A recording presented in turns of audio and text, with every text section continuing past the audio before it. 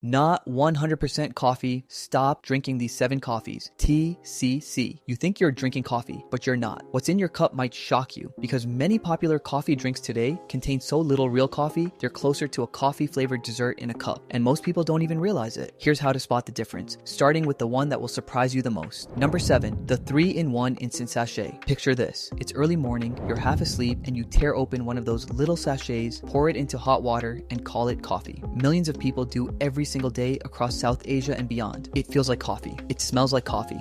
But flip that sachet over and actually read what's in it. In many of these sachets, sugar or creamer appears before coffee on the ingredient list, meaning coffee is not the primary component. What you're actually getting is 40 to 60% sugar, 20 to 30% hydrogenated creamer, and somewhere toward the bottom, coffee. Maybe 10 to 15%. Think about that. The thing the product is named after is the ingredient they use the least. Those partially hydrogenated oils in the creamer have historically been a source of trans fats, linked to increased LDL cholesterol and cardiovascular risk. Even when the label shows 0, small amounts can still be present per serving due to rounding regulations. Have 2 or 3 sachets a day, as most people do, and those invisible amounts stop being invisible. You are not drinking coffee. You are drinking a sweetened creamer product engineered to be cheap, shelf-stable, and habit-forming. There's a difference, and it matters. Number 6, sweetened iced coffee. Iced coffee has a reputation for being the lighter option. It feels refreshing, casual, not indulgent. People reach for it when they're trying to make a reasonable choice, and that's exactly where the trap is. Cold temperatures reduce sweetness perception, a well-documented effect in sensory science, which is why iced drinks consistently carry higher sugar loads without tasting overwhelmingly sweet.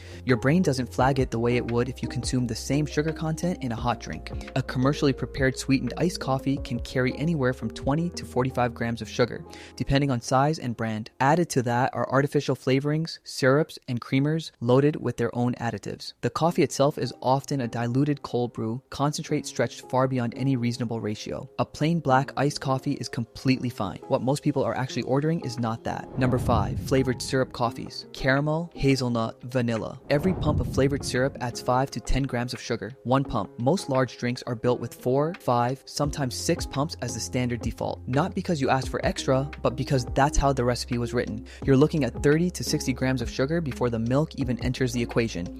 The World Health Organization recommends keeping added sugar intake below 25 grams per day for optimal health. One flavored latte can quietly double that entire daily limit before you've eaten a single meal. These syrups aren't built on real vanilla or real caramel either. They're formulated from high fructose corn syrup or invert sugars. Fructose is primarily metabolized in the liver, where excessive intake can promote fat production through a process called de novo lipogenesis. Your body isn't burning that sweetness for energy, it's converting it directly into fat storage. That is fundamentally different from stirring a teaspoon of table sugar into your espresso. This is not a coffee drink. It's a liquid dessert with a caffeine chaser. Number 4, coffee with powdered non-dairy creamer. A lot of people switched from real dairy to powdered creamer, thinking they were making a healthier choice. Lower calories on the label, no refrigeration needed, and it dissolves instantly. Seemed practical. Then nobody questioned it again. Look at what's actually in that powder. Partially hydrogenated vegetable oils. Sodium caseinate is derived from milk but processed to the point where it's legally classified as non-dairy. Dipotassium phosphate as a stabilizer. Mono and diglycerides as emulsifiers. Artificial flavoring to approximate something it isn't. This is an engineered emulsion built to mimic the texture of dairy while containing none of its nutritional integrity. The partially hydrogenated oils carry trans fat risk even when the label reads 0, because anything below half a gram per serving can legally disappear from the nutrition facts. Most people use more than 1 serving. Those fractions accumulate daily across months and years in ways that have real metabolic consequences. Real coffee with real milk is a significantly cleaner choice than this powder, regardless of what the calorie comparison looks like on paper. Number 3, mocha. This is where most people get it completely wrong. Real mocha is espresso, steamed milk, and actual cocoa. Pure cocoa contains flavanols and polyphenols associated with cardiovascular benefits, improved blood flow, and anti-inflammatory properties. That's what a traditional mocha is built on, and it's why the drink earned its reputation. What most coffee chains like Starbucks hand you today is different. The chocolate component in a commercial mocha is almost always a chocolate-flavored syrup, primarily sugar, a trace of cocoa extract, emulsifiers, and processed fats. The beneficial polyphenols are significantly reduced compared to what real cocoa would deliver.